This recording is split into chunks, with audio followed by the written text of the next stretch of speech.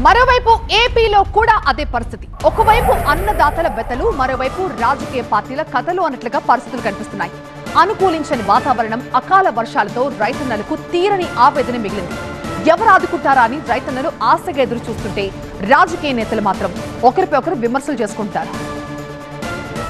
అకాల వర్షాలు ఏపీ రైతుల్ని ముంచెత్తాయి. కల్లాల్లో ఆరబోసిన ధాన్యం తడిసిపోయింది.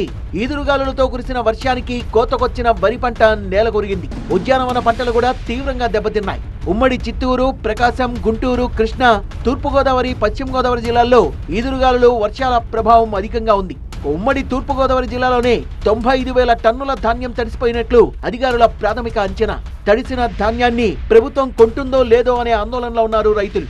రైతులెవరూ ఆందోళన చెందాల్సిన అవసరం లేదంటున్న ప్రభుత్వం ప్రతి గింజను కూడా ప్రభుత్వం కొంటుందంటున్నారు మంత్రి వాసంశెట్టి సుభాష్.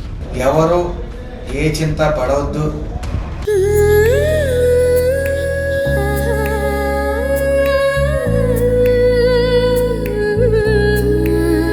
Gokulam signature jewels. ప్రతి గింజని ఈ ప్రభుత్వం కొనుగోలు చేసి తీరుతుంది. ఇది రైతుల కూటమి, ఎన్డీఏ కూటమిని ఎవరు మర్చిపోవద్దు. రైతులు తీవ్రంగా నష్టపోయినా ప్రభుత్వం ఏమాత్రం స్పందించడం లేదంటూ విమర్శలు చేస్తోంది వైసీపీ.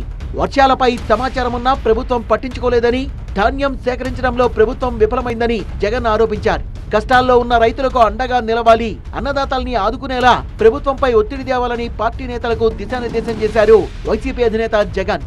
అకాల వర్షాలతో నష్టపోయిన రైతుల్ని వైసీపీ నేతలు పరామర్శించాలన్నారు ఏపీ మాజీ సీఎం జగన్. భారీ వర్షాలు కురుస్తోన్న నేపథ్యంలో ప్రజలకు ఎలాంటి అసౌకర్యం కలగకుండా అధికారుల్ని ప్రభుత్వం అప్రమత్తం చేసింది. తడిసిన ధాన్యాన్ని సైతం కొంటామంటోంది ప్రభుత్వం. క్షేత్రస్థాయిలో అధ్యయనం చేయాలని అధికారుల్ని ఆదేశించింది.